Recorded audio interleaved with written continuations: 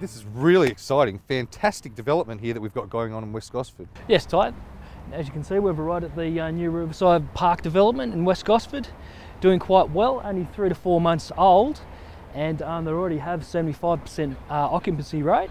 Some quality tenants, money-wise. Blockbuster Video. They've also built the new KFC and Caltex. They're doing quite well. There's some future development just over here behind us and around the back, which should be happening in the next year or so. And with the results we've seen over here, I think they'll do quite well in filling those vacancies quite quick, Ty. So this is a key commercial, retail and industrial site, Craig. With the section at the front, I believe that there's going to be a national tenant. We can't divulge who that is at this stage, but a very good national tenant fronting onto Central Coast Highway. A large 4,000 approximately square metre net lettable area of commercial office space here. And then there's another major tenant which will be coming onto the site too, which we can talk about later. The entire site is just over 10 hectares. Right. This particular site here is 1.3 hectares, Okay. but the rest of the block is probably just under 9 hectares to develop down the track. It's really incredible how much is actually going on in West Gosford when you look at it at the moment.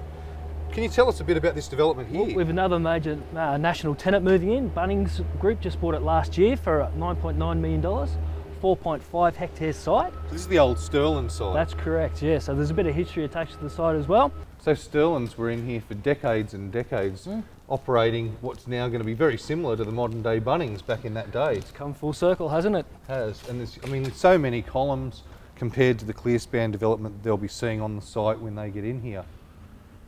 There's probably going to be parking for 200 or 300 cars on this site as well. It's just an amazing thing to look at West Gosford and how it's developing with these two gateway sort of sites being redeveloped after such a long period of time. As we came in, I mentioned to you that this is being redeveloped, and you found out this is actually Anaconda. It's going to be an outdoor and indoor living. Yeah, so another fantastic tenant moving into the area. Just behind us, we've got Office Works and Spotlight and Repco around the front. With everything that we've just looked at, the Riverside Park, we've got the Sterling development here, Bunnings, the fantastic sort of frontage to Central Coast Highway that's about to change as well, with that huge national tenant there as part of the Gibbons Industries development. Can you just expand on, I mean, it seems that there's a lot happening at the moment with these old buildings.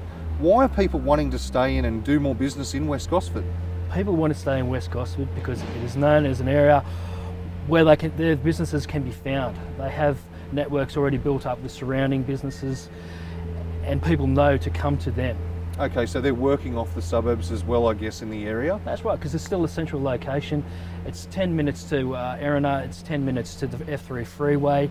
It is a very central location to the southern part of the Central Coast. And with the rail link and everything that Gosford offers as well, as far as a pool of resources for commercial space as well as for a pool of labour, that I guess is also helping West Gosford stay on top, if you like, at the development end of the scale. It does, because it keeps it very central. There's a large amount of development happening here in West Gosford at the moment, and it's really an eye-opener. I think most people don't realise just how much development's going on. Next month we'll go up the north end of the coast and have a look at North Wyong and what's happening there.